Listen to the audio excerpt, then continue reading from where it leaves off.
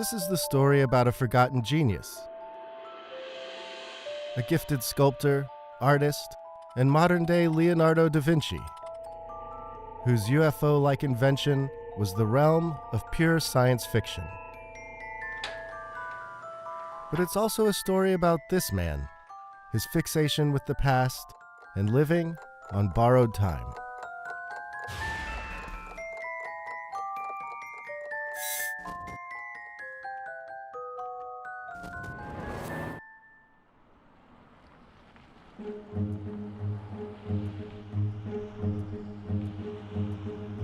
A couple of years ago, I got this email from a guy named Randy Hunter who was promising me the greatest nonfiction story never told. It was about this inventor who lived here in the outskirts of Silicon Valley. He had done all sorts of amazing things, but he'd been forgotten by history. And for one reason or another, I bit on this email.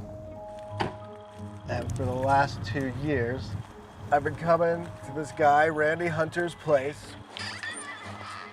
where he has built a temple to his obsession, which is this inventor.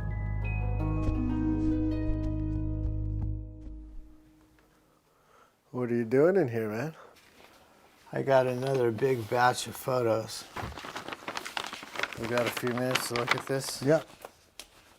Meet Randy, a successful art dealer and fine art collector.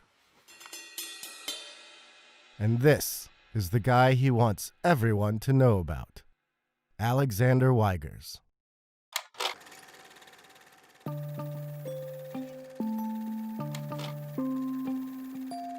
Weigers was born in 1901 in the Dutch East Indies.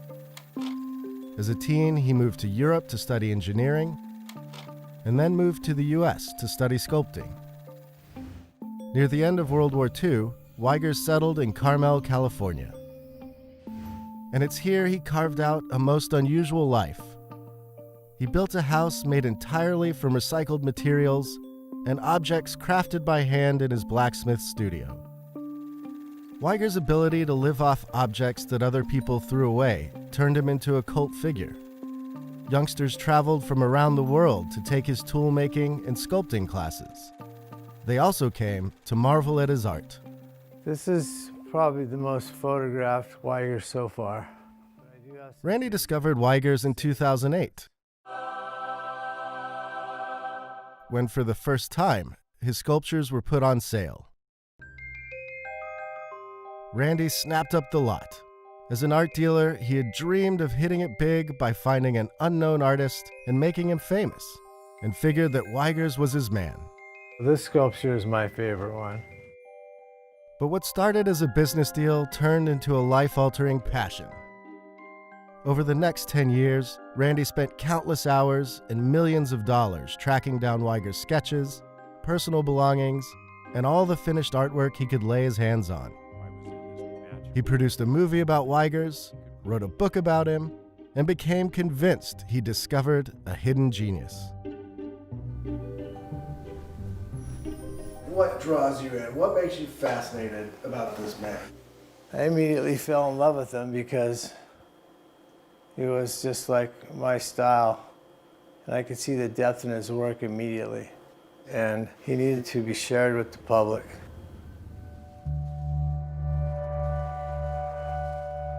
The version of Randy you're seeing is more sedate than the affable, chatty salesman I first met.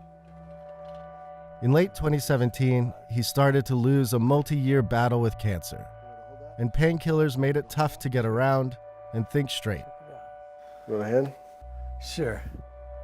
A few months ago, his cancer came back, and as you'll see, he's not at his best. He's not the same guy that he used to be, and it's a difficult part of the story. His whole mission has been to make this Weigers man as famous as he can be, and Randy might not get to see the end of that story. This is his drawings, blueprints. Okay, how do you find all this? Look at this, man. This is all these letters. Digging, man.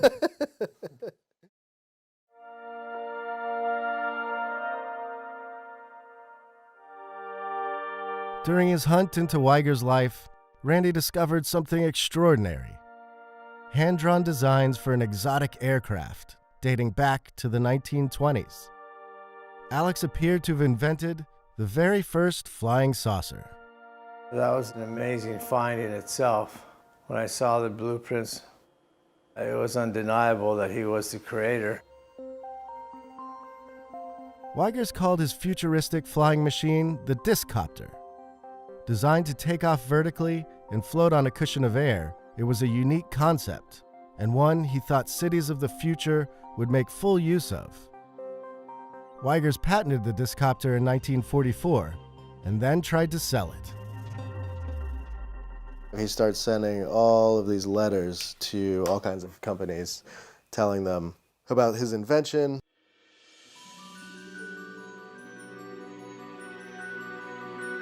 As word of the Discopter began to spread, Alex felt the U.S. military stole the idea. It was an accusation they denied. But for Weigers, evidence of the theft was there for all to see, as images of his flying saucer seeped into popular culture, influencing everything from architecture to cars and movies. A two-seater, ready soon, may be the car or chopper of the future. There's this whole flurry of stories. Weigers, first with saucer, a Dutchman says he designed flying saucer 23 years ago, the man who invented the flying disc. He didn't really seem to be after compensation as much as recognition that he'd done something important and wanted a bit of credit for it.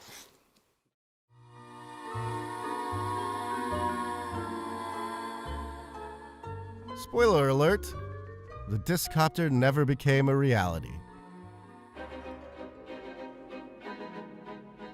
But the flying saucers it inspired live on in Randy's collection of UFO memorabilia. This is the room that I think of as the ultimate Randy room. This is the tribute to the Discopter.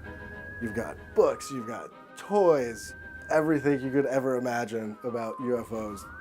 To me, this room has always represented the heart of who Randy is. He's this guy with a passion that I think we would all envy and hope to have for something, but also that bit of his character where he can go too far and gets obsessed to the point where some people, I think, would think he's a little nuts.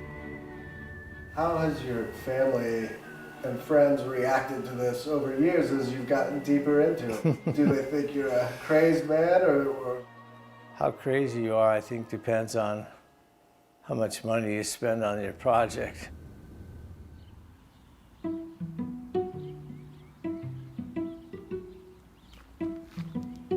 A couple of years ago, Randy and his partner Kathy forked out $1.6 million for the land where Weigers used to live.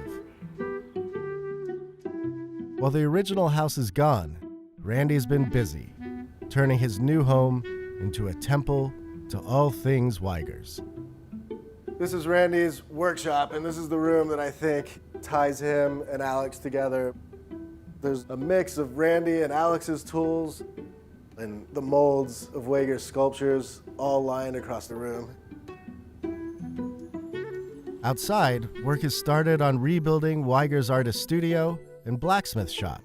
And there are plans for a brand new Weigers museum, and a UFO fire pit is also in the works. It'll be shaped like a Discopter.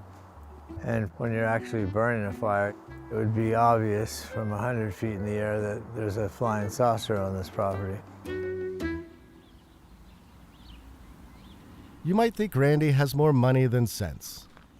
And let's face it, he hasn't managed to make Alexander Weigers and the Discopter household names. At least not yet. But in Weigers, Randy discovered a kindred spirit. A man who chose to live by his own rules and who created a legacy using his own two hands. What would you say to Alex if you saw him now? I wondered if you had dreamed about that moment or anything. I did dream about meeting him. Yeah? Figured it was the spirit of Weigers, basically telling me I'm doing the right thing and I should continue with my mission.